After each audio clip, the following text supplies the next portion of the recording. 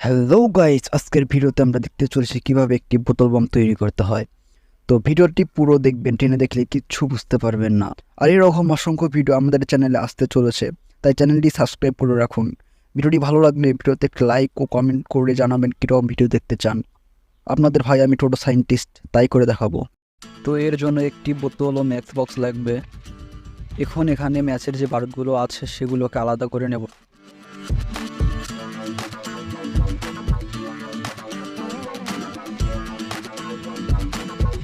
আলাদা করা হলে এরকম একটি কাগজে বারুদগুলো রেখে পেঁচিয়ে নেব।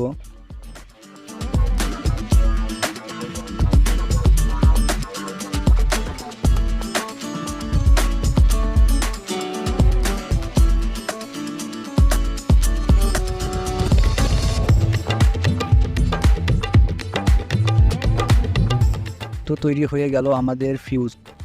এখন বোতলের যে চিপিটা আছে এটার মাঝ বরাবর একটা ফুটো করে নেব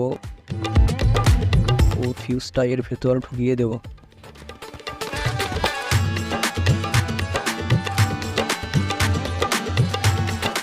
তারপর বারুদগুলো বোতলে ভালোভাবে ঢুকিয়ে দেব।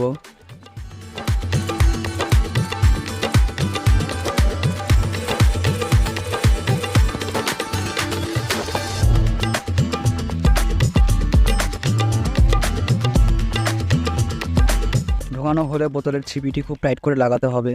তো এখানে তৈরি হয়ে গেল আমাদের কাঙ্ক্ষিত সেই বোতল বম। তো চলুন এখন টেস্ট করা যাক।